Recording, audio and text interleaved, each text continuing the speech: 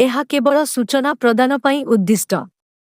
ଚିକିତ୍ସା ସମ୍ବନ୍ଧୀୟ ପରାମର୍ଶ କିମ୍ବା ରୋଗ ନିରୂପଣ ପାଇଁ ଜଣେ ବିଶେଷଜ୍ଞଙ୍କ ସହ ପରାମର୍ଶ କରନ୍ତୁ।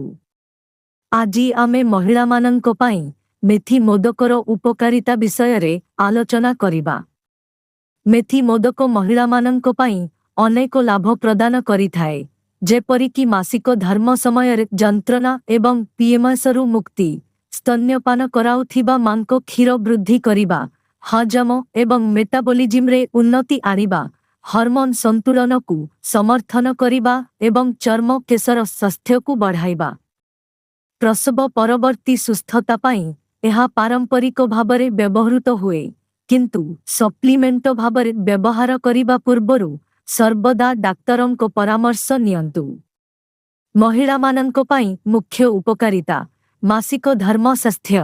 ଏହା ହର୍ମୋନ୍ ସନ୍ତୁଳନ ରଖିବାରେ, ମୁଡ୍ ସୁଇଙ୍ଗ, ପେଟ କାଟିବା ଏବଂ ଗ୍ୟାସ୍ ଜନିତ ସମସ୍ୟା ହ୍ରାସ କରିବାରେ ସାହାଯ୍ୟ କରେ। ସ୍ତନ୍ୟପାନରେ ସହାୟତା। ସ୍ତନ୍ୟପାନ କରାଉଥିବା ମାମାନଙ୍କ କ୍ଷୀର ଯୋଗାଣ ବୃଦ୍ଧି ପାଇଁ ଏହା ଏକ ପାରମ୍ପରିକ ଗାଲାକ୍ଟାଗୋଗ ଭାବରେ କାର୍ଯ୍ୟ କରେ। ହଜମ ପ୍ରକ୍ରିୟା। ଏଥିରେ ଥିବା ପ୍ରଚୁର ଫାଇବର ହଜମରେ ସାହାଯ୍ୟ କରେ, କୋଷ୍ଠକାଠିନ୍ୟରୁ ମୁକ୍ତି ଦିଏ ଏବଂ ପେଟକୁ ଆରାମ ଦେଇଥାଏ। ମେଟାବଲିଜିମ୍ ଏବଂ ବ୍ଲଡ୍ ସୁଗାର।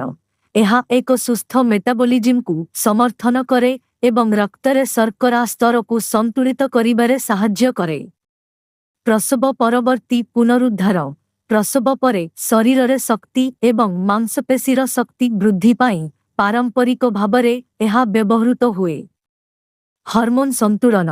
ଏହାର ଆଡାପ୍ଟୋଜେନିକ ଗୁଣ ହର୍ମୋନ୍ ପରିବର୍ତ୍ତନକୁ ପରିଚାଳନା କରିବାରେ ସାହାଯ୍ୟ କରେ, ଯାହା କିମ୍ବା ଅନିୟମିତ ଋତୁସ୍ରାବ କ୍ଷେତ୍ରରେ ସହାୟକ ହୋଇପାରେ। ଚର୍ମ ଏବଂ କେଶ। ଏଥିରେ ଥିବା ଆଣ୍ଟିଅକ୍ସିଡାଣ୍ଟ ଏବଂ ପ୍ରାକୃତିକ ତେଲ ଚର୍ମକୁ ହାଇଡ୍ରେଟ୍ କରିପାରେ, ବାର୍ଦ୍ଧକ୍ୟର ଲକ୍ଷଣ ହ୍ରାସ କରିପାରେ ଏବଂ କେଶର ସ୍ୱାସ୍ଥ୍ୟକୁ ବଢ଼ାଇଥାଏ।